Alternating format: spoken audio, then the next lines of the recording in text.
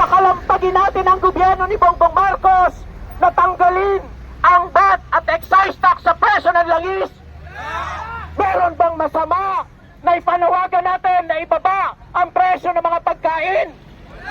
Meron bang masama na ipanawagan natin na itaas ang sahod ng mga manggagawang Pilipino na 1,200 pesos kada araw? Ano ang masama? Ang masama, si Bongbong patuloy na nananahimik, nagpapakatuta, sunod-sunuran sa tumbong ni Donald Trump. Ang masama, si Donald Trump ay nanggigera mula pa sa Palestine, sa Cuba at sa buong Middle East, kasama ang Venezuela at ang pinakalatest sa Iran.